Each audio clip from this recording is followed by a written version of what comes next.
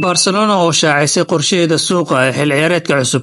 Madaxweynaha Barcelona Joan Laporta ayaa shaaciyay in kooxda reer Spain ay qorsheynayso inay sameyso saxiixyo cusub si ay u xoojiso safkeeda xil ciyaareedka soo socda.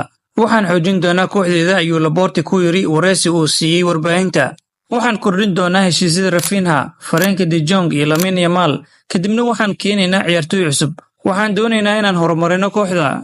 Sida laga soo xigtay warbaahinta gudaha, Barcelona waxay si gaar ah u doonaysaa inay ka shaqeyso xoojinta boosaska daafacyada midig iyo bidix oo hadda loo arko inay yihiin meelaha ugu liita kooxda. Waxaa sidoo kale suuragal ah in Barca ay raadiso goolhaye cusub haddii Chesney uu ka tago kooxda iyo sidoo kale qad dhexe oo cusub.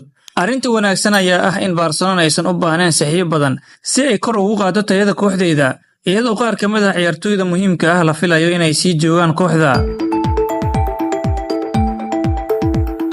Dhinaca kalena, Guardiola oo war weyn ka soo saaray fursadaha Man City ugu soo bixi karto Champions League. Tababaraha Manchester City Pep Guardiola ayaa qirtay in kooxdiisu ay ciyaari doonto Europa League haddii aysan ku dadaalin inay u soo baxdo Champions League. Si kastaba ha ahaatee, Guardiola ayaa ku kalsoon in City ay ka mid noqon karto 5 kooxood ee ugu sareeya Premier League. Laba ka mid ah boosaskaas waxaa hore u qaatay kooxda Liverpool oo hanatay horyaalka, iyo Arsenal oo 1-0 kaga adkaatay Newcastle Axaddii, iyadoo hal kulan oo kaliya uu ka harsan yahay horyaalka. Newcastle, Chelsea iyo Aston Villa ayaa dhammaantood leh 66 dhibcood. City ayaa fadhida kaalinta 6aad iyadoo leh 65 dhibcood. Waxaana u harsan hal kulan oo dheeraad ah marka loo eego saddexdaas kooxood, iyagoo kula ciyaari doona Bournemouth gurigooda. Haddii aan u soo bixi weyno Champions League, markaa ma aanan istaahilin. Waxaan ciyaari doonaa Europa League ayuu yiri Guardiola isagoo saxaafadda la hadlaya. Waxaan aaminsanahay inaan soo bixi doono sidaan filayo. Waxaan rumaysanahay taas. Waxaan u baahannahay 4 dhibcood. Taasi waa yoolkeena ugu weyn.